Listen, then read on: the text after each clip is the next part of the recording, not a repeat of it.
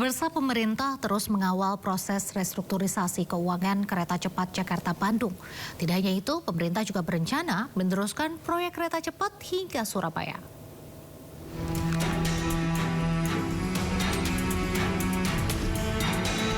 Menteri Koordinator Bidang Infrastruktur dan Pembangunan Kewilayahan, Agus Harimurti Yudhoyono, menyatakan pemerintah berencana meneruskan proyek kereta cepat yang selama ini hanya melayani rute Jakarta-Bandung hingga ke Surabaya. Namun pemerintah saat ini masih mengawal restrukturisasi keuangan proyek kereta cepat Jakarta-Bandung yang sebelumnya menjadi polemik. Adapun sejak digarap 2016, proyek kereta cepat Jakarta-Bandung mengalami pembengkakan biaya sekitar 18,02 triliun rupiah. Pihaknya pun masih terus menjalin komunikasi dan koordinasi lintas kementerian dan lembaga. Upaya untuk melakukan restrukturisasi keuangan terkait dengan kereta cepat Jakarta-Bandung KCJB atau KCIC yang kita kenal. Ini terus kita kawal. Saya sudah bertemu dengan Menteri Keuangan, dengan Menteri Investasi sekaligus CEO Danantara. Kita ingin pastikan proyek yang besar dan juga strategis itu bisa terus eksis dan berjalan bahkan semakin maju karena juga banyak yang berharap selain sampai dengan Bandung, harapannya bisa tembus sampai dengan katakanlah Surabaya, Jawa Timur. Jadi itu akan menjadi salah satu game changer dalam konektivitas moda kereta.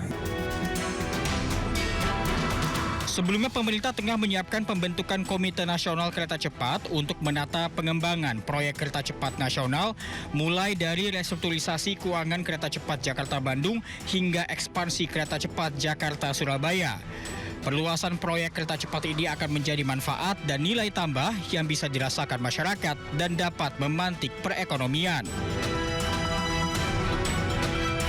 Tim Liputan iNews melaporkan. Pemirsa, mulai saat ini beli kartu perdana wajib validasi wajah. Tak hanya itu, warga Indonesia dibatasi hanya bisa memiliki 3 nomor telepon untuk satu operator. Mbak Ririn, nomor ponselnya ada berapa? Nomor ponsel 1. Oh, cuma satu. Cuma 1 dari dulu sampai sekarang nggak berubah. Nggak berubah. Masnya nomor Saya juga ponselnya? cuma 1. Oh, berarti aman, baik-baik, Mbak. Itu yang diharapkan ya. Kementerian Komunikasi dan Digital resmi meluncurkan aturan beli kartu perdana baru wajib validasi wajah. Hal ini dilakukan untuk menekan penipuan online. Bapak Presiden telah menugaskan kepada kami untuk bagaimana menjaga ranah digital ini sejak awal. Dan tentu dalam kerangka itu kami perlu menerjemahkan dalam beberapa hal. Salah satunya adalah dengan program yang terkait dengan pengamanan para pelanggan untuk terhindar dari kejahatan-kejahatan digital melalui tata kelola SIM card. Tak hanya validasi wajah, nantinya masyarakat hanya bisa memiliki 3 nomor telepon dalam satu operator. Nantinya data masyarakat akan disinkronkan dengan nomor induk kependudukan. Tim Liputan iNews melaporkan. Kementerian Perindustrian mencatat pertumbuhan industri manufaktur mencapai 5,17%, lebih tinggi dari pertumbuhan ekonomi nasional yang mencapai 5,01%. Capaian tersebut sejalan dengan optimisme pelaku usaha industri yang masih terjaga tercermin dari indeks kepercayaan industri di level 54,12. Menteri Perindustrian Agus Gumiwang Kartasasmita mencatat sektor industri manufaktur Indonesia terus menunjukkan kinerja yang positif sebagai penggerak utama perekonomian nasional. Berdasarkan data Badan Pusat Statistik, kinerja sektor industri manufaktur atau industri pengolahan non-migas nasional tercatat mengalami pertumbuhan mencapai 5,17% atau meningkat 92,16 triliun menjadi 1.875 triliun sepanjang triwulan 1 hingga 3 tahun 2025. Angka pertumbuhan ini lebih tinggi dari pertumbuhan ekonomi Indonesia yang mencapai 5,01%. Selain itu, kontribusi industri manufaktur terhadap PDB nasional pada triwulan 1 hingga 3 tahun 2025 sebesar 17,27%, 3.051 triliun. Capaian ini didukung oleh kontribusi investasi industri manufaktur sebesar 552 triliun atau 38% terhadap total investasi nasional pada triwulan 1 hingga 3 tahun 2025.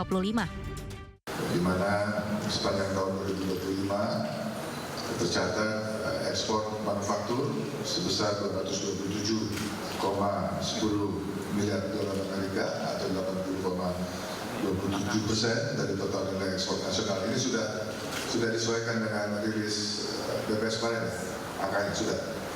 Ya. Yang lain-lain saya kira kita bisa melaporkan bahwa optimisme dari pelaku usaha mudah-mudahan sejalan dengan apa yang tadi disampaikan oleh Ketua Umum Pak Edi. Ya. Agus menambahkan capaian tersebut sejalan dengan optimisme pelaku usaha industri yang masih terjaga yang tercermin dari Indeks Kepercayaan Industri bulan Januari 2026 yang berada pada level 54,12. Sementara Purchasing Manager Index atau PMI Manufaktur bulan Januari 2026 yang juga meningkat ke level 52,6 menandakan berlanjutnya ekspansi aktivitas manufaktur nasional.